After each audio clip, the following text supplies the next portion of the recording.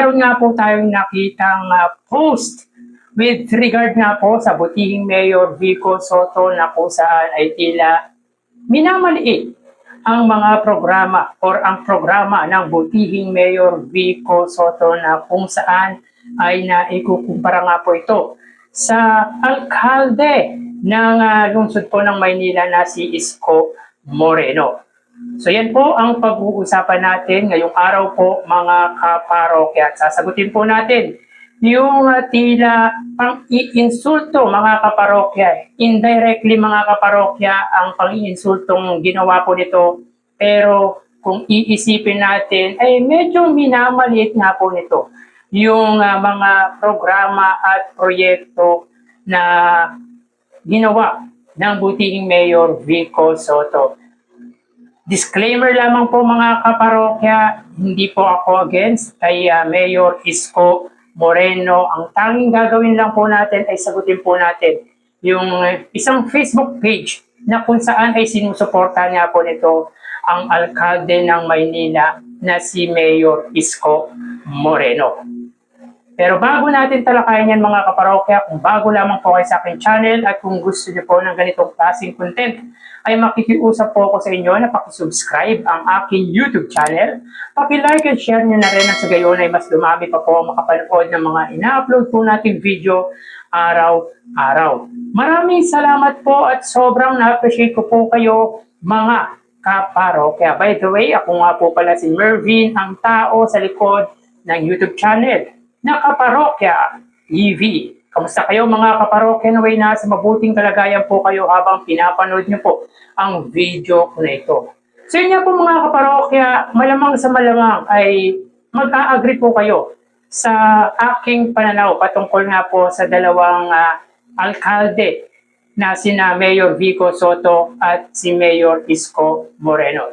So as of now ay may tuturing po natin na ang dalawang public servant or mayor na ito ay mga mapagkakatiwalaan at mahuhusay na city officials or local city officials dito sa ating bansa. Of course, ang Maynila ay hawak nga po or pinaglilingkuran nga po ni Mayor Isko Moreno at si Mayor Vico Sotto naman po ay ang lungsod po ng Pasig na para sa akin mga kaparokya ay hindi naman po dapat pagkumparahin pa sapagkat alam naman po natin na ginagawa po nila ang kani-kanilang mga trabaho, ang kani-kanilang mga responsibilidad sa bawat or sa kanilang lungsod.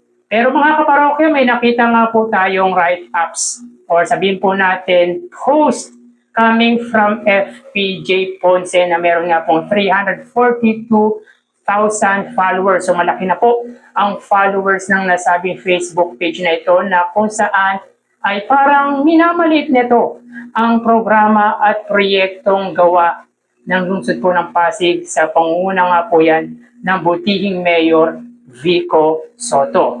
So dito may kita po natin mga kaparokya na parang kino-compare nga po ang mga ginawa ng alkalde ng lungsod po ng Maynila na si Isko Moreno nung time na naging mayor nga po nito or naging mayor nga po ito noong 2019 na ayon dito ay sa unang 3 taon or unang term nito ay marami na daw pong ginawa si Mayor Isko Moreno. So, the tale of two cities priorities. Sinong syudad ang kapakanan ng taong bayan ang inuuna? So dito mga kaparokya, masasabi ko po na both the public servant ay inuna naman po yung kapakanan ng kanyang nasasakupan, yung kanyang mga constituent. So dito sabi, Pasig nagpatayo ng bagong Pasig City Hall na nagkakalaga ng 9.6 billion sa loob ng 9 years sa pwesto. Hindi pa tapos. Samantalang ang Maynila nagpatayo daw ng mga world-class na ospital, pabahay, paaralan at pasyalan para sa mamamayan. Tinapos lamang ng 3 years, partida may pandemya pa. Well, good job para sa Maynila kay Mayor Isko Moreno noong unang termino nito. Kung nagawa po ito ng 3 years time, ay i-congratulate po natin si Mayor Isko Moreno. Pero mga kaparokya, noong first term ni Mayor Vico Soto ay hindi naman po talaga priority nito ang magpagawa ng kung ano-ano. Sapagkat inuna po nito yung corruption sa loob ng opisina ng lungsod po ng Pasig, yung City Hall, yung mga empleyado na nang-aabuso sa mga Pasigueño. Yun po ang unang prioridad ni Mayor Vico Soto nung unang termino nito sa lungsod po ng Pasig. At para sa akin, yun po ang pinaka-the best na ginawa ng butihing Mayor Vico Soto sapagkat sabihin na po natin ay hindi 100% na wala na nga pong korupsyon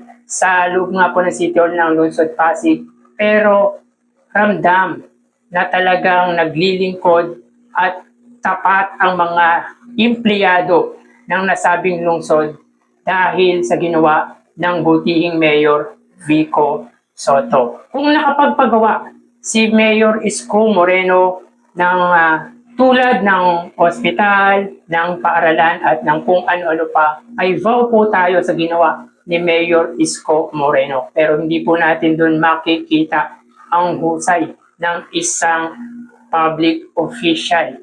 Pero ang tanong dyan mga kaparokya, yung mga pinagawa ni Mayor Isko Moreno nung time ng unang termino nito ay hindi ba galing sa utang?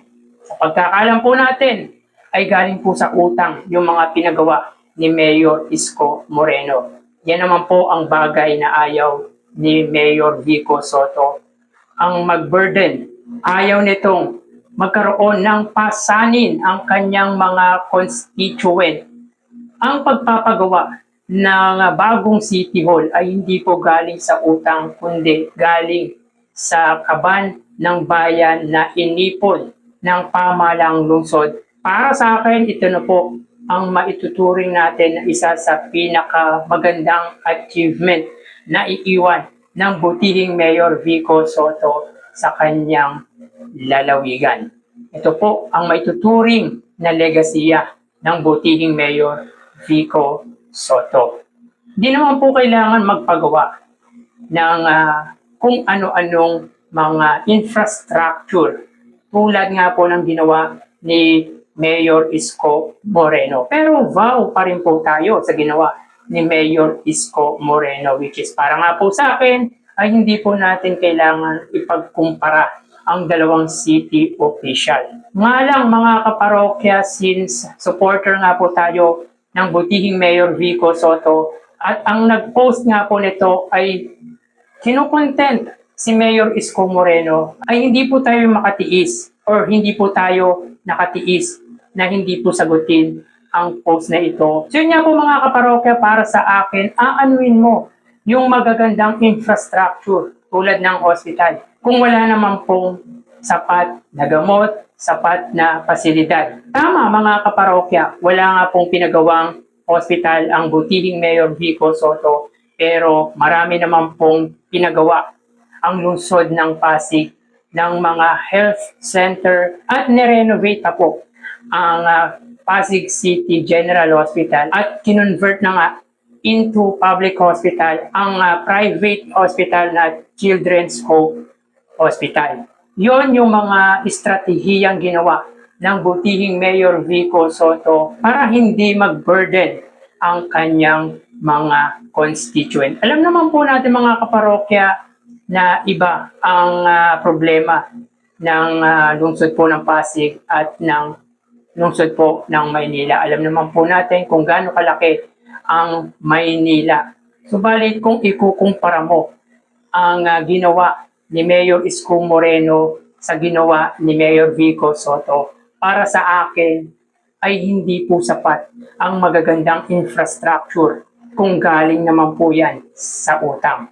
And again, both public servant are doing good naman po sa kanilang lungsod. At nung pandemic mga kaparokya, para sa akin ay hamak na mas kakaiba ang ginawa ng butihing Mayor Vico Soto sa lungsod ng Pasig. Kung nagawa ni Mayor Isko Moreno yung mga pasilidad, yung mga bagong pasilidad tulad ng hospital at mga paaralan or ng paaralan ay congratulate po natin si Mayor Isko Moreno.